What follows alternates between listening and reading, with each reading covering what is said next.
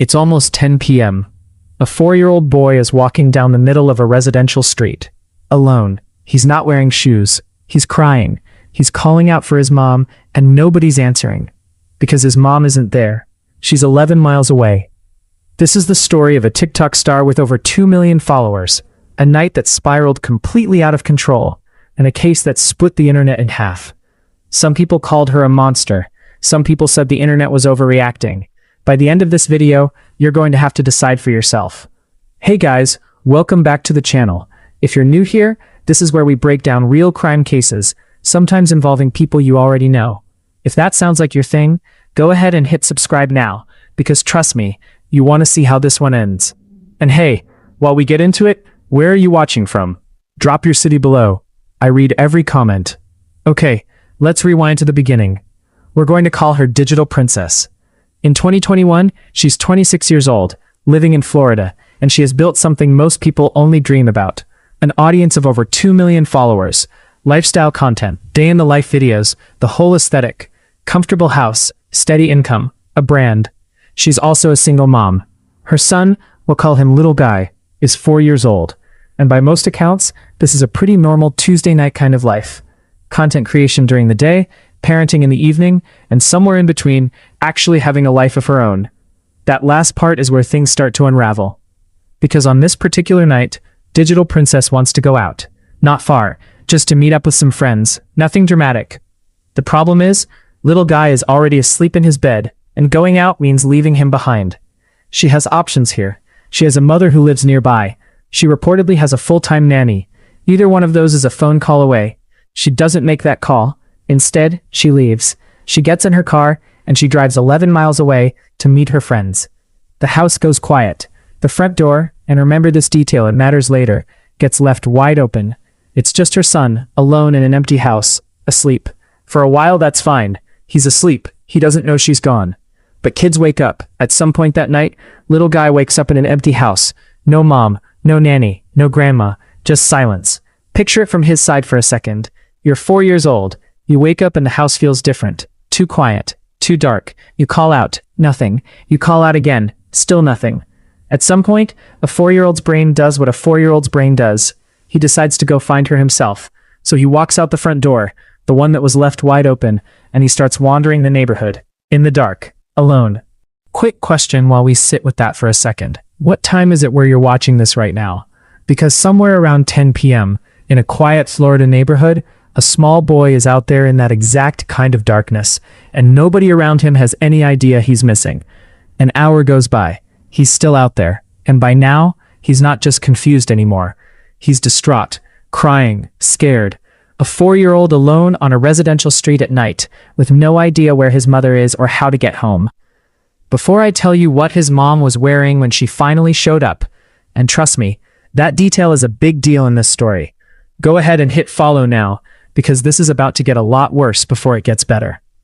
Around 10 p.m., a local woman is out on a walk through her neighborhood, and she sees something that stops her in her tracks. A small child, alone in the middle of the road. She doesn't hesitate. She goes to him, and she takes him to the nearest house she can find. She knocks. A neighbor answers. She explains what she just found, and asks if he has any idea whose child this is. The neighbor doesn't wait around trying to figure it out himself. He calls the police. Minutes later, officers arrive. They try talking to Little Guy, asking him where he lives, where his mom is, but he's 4. He can't give them an address. He can barely explain what happened. So the police start walking the neighborhood, going house to house, trying to find where this kid belongs. And eventually, they find it. Not because anyone recognized him, but because there's exactly one house on that street with its front door left wide open in the middle of the night. They get inside, find a number, and call the homeowner. Your son is outside, alone, wandering the street looking for you. Digital Princess starts driving home immediately. A few minutes later, she pulls up to her own house, and it's surrounded by police cars. And here's the detail that's about to become a huge part of this story. She's wearing a little black cocktail dress, the kind of outfit you wear to a club, not to run a quick errand. To every officer standing outside that house, the picture writes itself.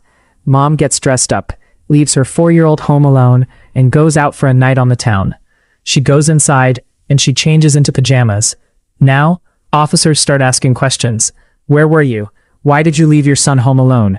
and her answer is that she just ran out to a nearby 7-Eleven to grab laundry detergent. Quick errand, wasn't gone long, except by most accounts, she'd been gone close to 2 hours. Police ask if she has a receipt. She doesn't, so she goes and grabs the bottle of detergent to prove her story, and hands it over. It's half empty. You can't buy a half-empty bottle of laundry detergent at 7-Eleven. Everyone in that room knows it. And the officers know it doesn't add up. And this is where it gets messier, because right about now, Grandma pulls up, and she's about to say one word that makes this whole situation a whole lot worse. Little guy's grandmother arrives, because police called her too, and she is shaken, genuinely shaken, seeing her grandson out here surrounded by police cars in the middle of the night. She lives nearby, close enough that a phone call could have solved this whole thing hours earlier. But then she says something that reframes the entire story. She asks where the nanny is, because apparently Digital Princess doesn't just have a grandmother 5 minutes away, she has a full-time nanny. Someone whose literal job is to be available for exactly this kind of situation. 2 safety nets, untouched, both a phone call away, both ignored. That's the piece that turns this from bad judgment into something police can build a case around.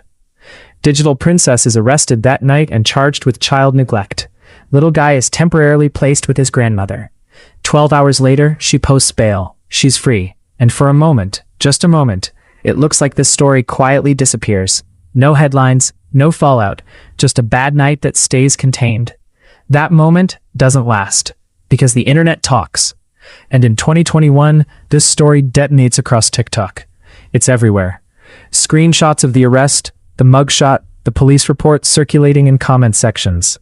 Her fans, the same 2 million people who followed her for lifestyle content, turn on her almost instantly. Memes start flying. People are furious. How do you leave your own kid home alone to go party? So she does what a lot of creators do when the internet turns on them. She gets in front of a camera to respond. In her statement, she tells her audience that she sees their concerns, but that a lot of what's being said online is out of context and untrue. Here's the problem with that response. People had already read the actual police report. So when she says untrue things are being said, her audience wants specifics. What exactly is untrue? She never really answers that. And instead of walking it back, she doubles down, telling her followers that people online act like they're entitled to every detail of her life just because she has a platform, and that 15 to 60-second clips don't tell the whole story, which fair in theory. Except this wasn't a clip. This was a police report involving her own child, alone, in the street, at night. The backlash gets louder. Then comes the twist nobody saw coming. The district attorney's office drops all the charges against her. We genuinely don't know why. Maybe there wasn't enough evidence to prove neglect beyond a reasonable doubt. Maybe it was part of some quiet plea arrangement. That detail was never made public. But from the outside, all people see is charges dropped, case closed, she walks. And Digital Princess seems to take that as a win. She announces she's going to finally tell her side of the story, the real story of what happened that night. Except there's a catch. She announces this explanation video is going to be posted exclusively on her subscription-based adult content platform. If you want the truth, you have to pay for it. And yeah, that lands about as well as you'd expect. Her audience, already furious, now feels like she's monetizing her own child neglect case. As far as we know, that explanation video never actually got released. What we do know is the backlash didn't fade. If anything, it got worse. Quick one, while we're here. What's the weather like where you're watching this? Because things are about to get a lot colder for Digital Princess. Fast forward 2 years. It's 2023, and a YouTube channel called Explore With Us gets its hands on the actual police body cam footage from that night and releases it to the public. And the footage confirms almost everything the original police report said. The cocktail dress, the pajama change, the half-empty detergent bottle, the timeline. None of it was exaggerated. None of it was out of context. It was all just exactly what it looked like. For anyone who had given her the benefit of the doubt, that footage closed the door on it.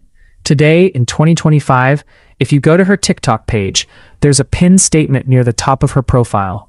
It's not a polished, produced apology video. It's just text. But in it, she acknowledges that she made bad decisions that night, that she's grown since then, and by most accounts, she's been working through it in therapy. It's not a perfect statement. It's not a dramatic redemption arc. But it's something. And over time, a good portion of her audience has come back. So here's the real question. Is this a genuine case of growth and accountability, or just good PR timing once the outrage died down? I want to know what you think. Drop it in the comments below.